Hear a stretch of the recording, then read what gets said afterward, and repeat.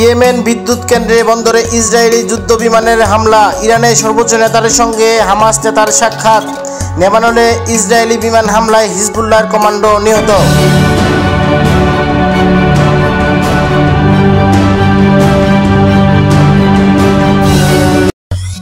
লেবাননের দক্ষিণাঞ্চলে বিমান হামলা চালিয়ে ইরান সমর্থিত লেবাননের শাসক গোষ্ঠী হিজবুল্লাহর এক কমান্ডো হত্যার দাবি করেছেন ইসরায়েল। লেবাননের দক্ষিণ আইতুর আন গ্রামের এই বিমান হামলা চালিয়ে ইসরায়েলের সামরিক বাহিনী। মঙ্গলবার ফরাসি বার্তা সংস্থা এফপি এক প্রতিবেদনে এই তথ্য জানানো হয়েছে।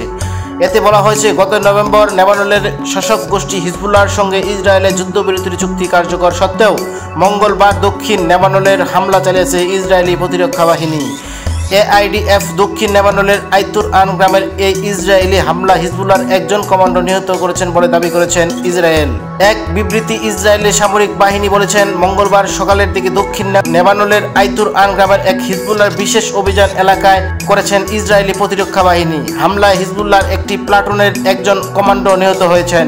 এদিকে জাতিসংঘ বলেছে, গত বছর শেষের দিকে যুদ্ধবিরতির চুক্তি কার্যকর হওয়ার পর থেকে এখন পর্যন্ত চুক্তির শর্ত লঙ্ঘন করে ইসরায়েল চালানো হামলা লেবাননে অন্তত 71 বেসামরিক নাগরিক নিহত হয়েছেন।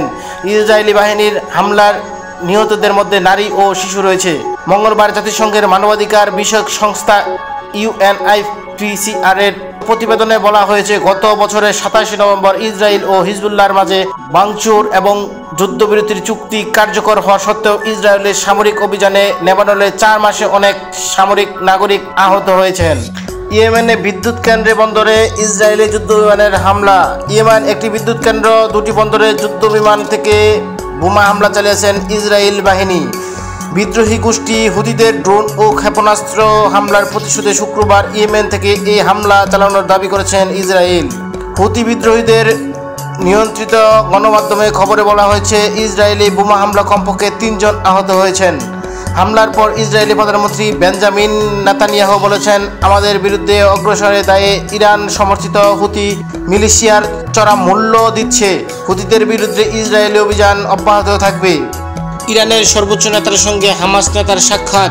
ইরানের সর্বোচ্চ নেতা আয়াতুল্লাহ আল খামেনির সঙ্গে তেহরানের সাক্ষাৎ করেছেন ফিলিস্তিনি স্বাধীনতা কর্মী গোষ্ঠীর হামাসের শীর্ষ নেতারা। শনিবার হামাসের ভারপ্রাপ্ত প্রধান নেতা খলিল আল হাইয়া এই অন্য 2 নেতা খামেনির সঙ্গে সাক্ষাৎ করেছেন। ইরানের টেলিভিশনে খবরে খামেনির সঙ্গে হামাস নেতাদের সাক্ষাতের এই তথ্য জানানো হয়েছে।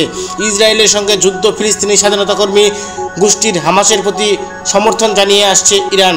সাক্ষাতের ফিলিস্তিনি প্রতিনিধিদের উদ্দেশ্যে খামেনি বলেছেন, আপনারা ইহুদিবাদী শাসককে পরাজিত করছেন, যা আসলে আমেরিকার পরাজয়।